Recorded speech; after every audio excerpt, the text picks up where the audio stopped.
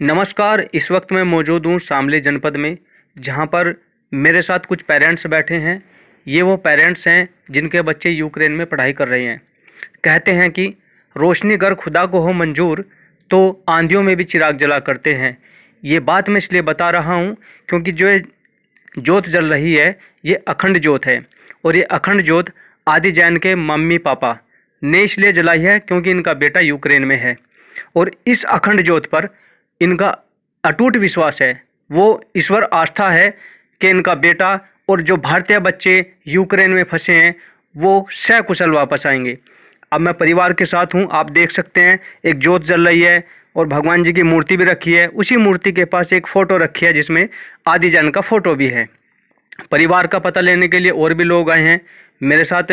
आदि जैन के पिताजी हैं, मम्मी जी हैं, उनसे हम सीधी बात करेंगे क्योंकि यूक्रेन का जो मसला है, हालांकि आज अमेरिका के राष्ट्रपति हैं जो बाइडेन, वो भी रात को 11 बजे एक संबोधन देंगे अपने राष्ट्र को।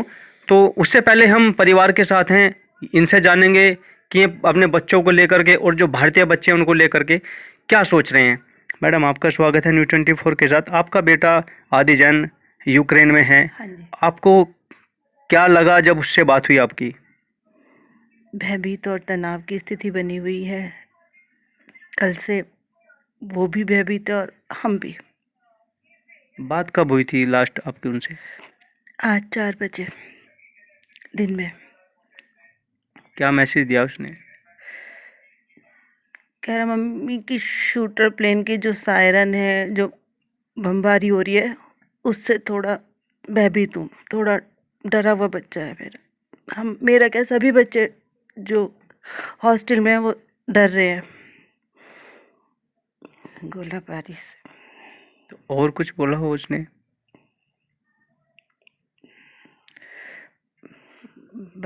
कि हम मोदी सरकार हमारे लिए कुछ करेगी, पॉजिटिव रहो मम्मी, टेंशन मत लो।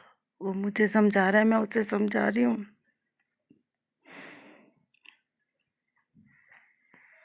और भी भारतीय बच्चे हैं, आपका बच्चा भी है? हाँ जी, एक कमरे में 4 बच्चे हैं। चारों मेरे कांटेक्ट में हैं, मेरे से बात करते हैं। सब मुझे ये कहते हैं, देखते हैं आंटी जैज ने, लेकिन वो भी आज डरे हुए हैं। हाँ, देखिए, माँ है बच्चे की और आंखों में आंसू आना भी जायज़ है क्योंकि बच्चा दूर है और ऐसी स्थिति में फंसा हुआ है जहाँ पर युद्ध छिड़ा हुआ है। मेरे साथ आदि जान के फादर हैं, उनसे सीधी बात करेंगे। सर, आपका स्वागत है न्यूज़ 24 के साथ। जी अमित जी।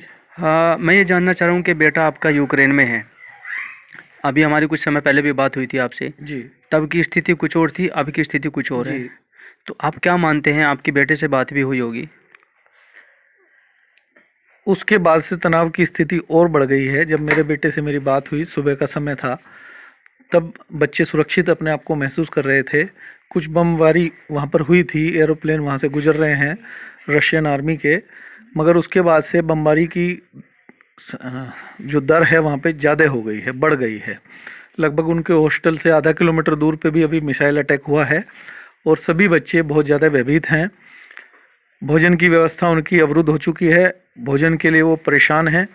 सभी बच्चों की स्थिति, चूँकि बच्चे बहुत बड़े तो नहीं हैं, चूँकि आप समझ सकते हैं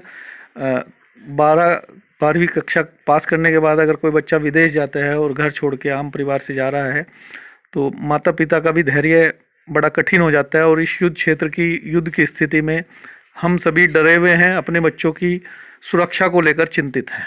क्या आपने कभी सोचा था कि हम अपने बच्चों को एमबीबीएस की पढ़ाई के लिए यूक्रेन में भेज रहे हैं?